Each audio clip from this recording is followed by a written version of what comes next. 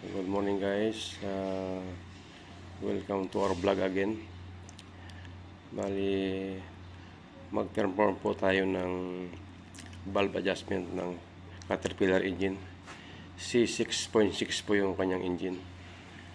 So sa ngayon, mag-start po tayo sa ito po yung number 1, 1, 2, 3, 4, 5, 6. Tapos yung firing order niya 153624. So ngayon po, mag-start tayo mag-adjust sa number 1. Ito yung number 1. Pag mag-adjust po tayo sa number 1, titingnan po natin yung inlet valves nitong number 3. Kailangan itong inlet valves ng number 3 naka-fully open yung kanyang inlet valves. So ikutin po natin. Kailangan ito fully open to. Sige bay, ikot mo bay. Ayan. Tingnan nyo ito, fully open dapat to. Oops, yeah. Ayan. Itong inlet ng number 3, ayan siya. Fully open yung number 3 na inlet valve. So pwede na tayo mag-adjust sa number 1. Okay. Bali ang kanyang valve clearance, ano po siya, 0.014 yung kanyang valve clearance. Adjust tayo sa number 1.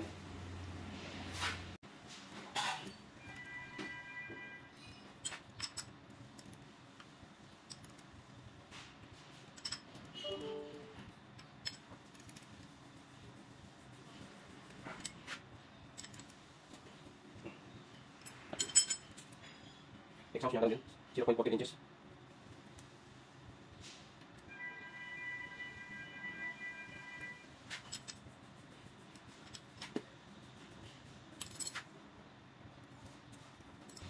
So, okay na number 1. Next naman natin adjust ay number 5. So, pagka number 5, ito po yung number 1. So, number 5, ito yung number 5. Pag-adjust po tayo sa number 5, tingnan po natin yung ito po yung number 5. Bago tayo mag-adjust number 5, kailangan itong inlet valves ng number 6 piston. Yung inlet valve niya kailangan naka-fully open siya. So, ikot po natin. Kailangan umangat ito ng sagad para maka-fully open yung kanyang inlet valves. Ikot ba? Ayan. Kailangan nakasagad to. Off. Yeah. Ayan. Naka-fully open na itong inlet valves ng number 6 piston. So, pwede na tayo mag-adjust sa number 5. Ganun pa rin siya. 0.014 yung kanyang inches.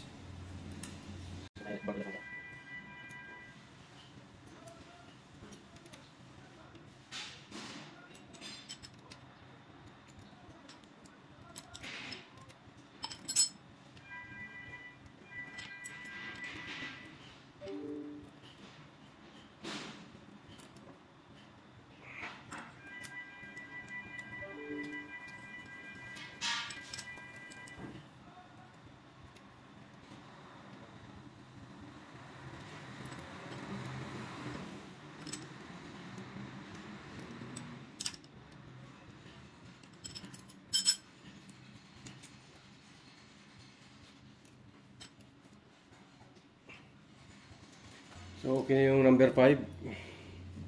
Next nating adjust ay number 3. Ito yung ating next adjust, number 3. So, pag mag-adjust po tayo ng number 3, titingnan po natin yung inlet valve ng number 2 piston. Tingnan tayo sa inlet valve na to. Kailangan yung inlet valve ng number 2, kailangan naka-fully open siya bago tayo mag-adjust sa number 3. Ikot ba? Ito. Kailangan naka-fully open tong valve na to, nakasagad to. Yeah. Yeah.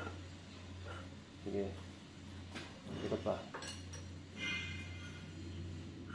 Yeah. Okay. Yan, naka-fully open na tong inlet valves ng number 2 piston. Naka-fully open na yung kanyang inlet valve. So, pwede tayo mag-adjust ngayon sa number 3. Ito yung number 3.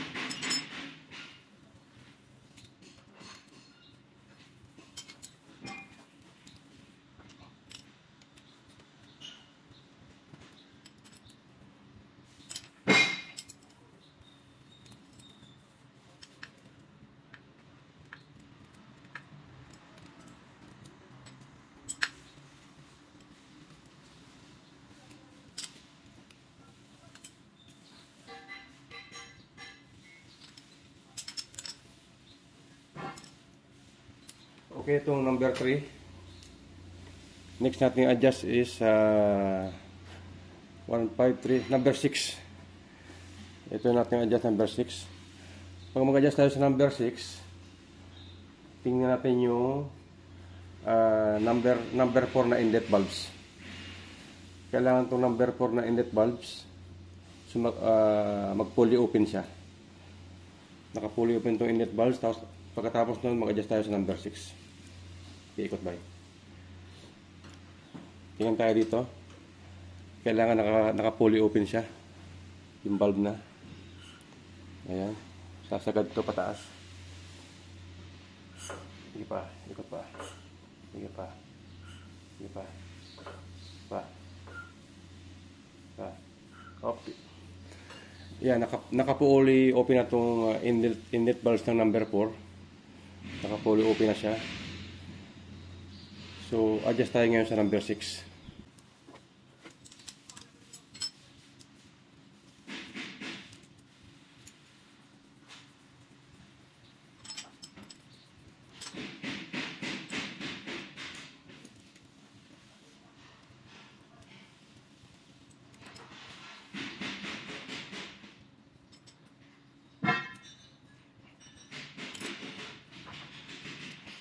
Okay na yung number 6. Next natin adjust is 1536, number 2. Pag mag-adjust tayo sa number 2, titingnan naman natin itong inlet valves ito, ng number 1 piston. Kailangan naka-fully open siya bago tayo makapag-adjust sa number 2. Diba, ikot. Kailangan naka-fully open to. Ikot pa. Ikot pa. Ba. Yeah, ikot. Yeah. Yeah. Oh, yeah. Ayan, naka-fully open na itong number 1 na inlet valves. Naka-fully open na yung kanyang inlet valves. So, pwede na tayo mag-adjust ngayon sa number 2. Number 2 piston. Ito.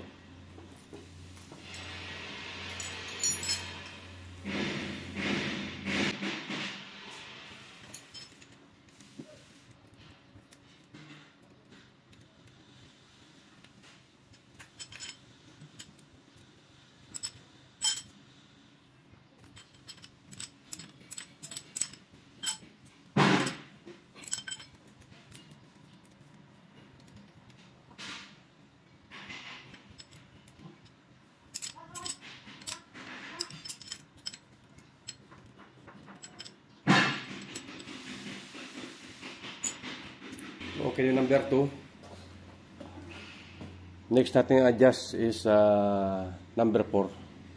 153624. Pag mag-adjust tayo sa number 4, titingnan natin itong inlet valves ng number 5. Kailangan itong inlet valve ng number 5 naka-fully open siya. Nakabukas siya. Pag nakabukas na siya, adjust tayo sa number 4. Ikot tayo. Ito, tingnan natin itong inlet valves ng number 5. Kailangan nakabukas siya. Naka-fully open siya. Okay. Ayan, naka-fully open na itong inlet valves ng number 5. Ito inlet niya. Naka-open siya, nakasagad siya pababa. So, adjust ngayon tayo sa number 4.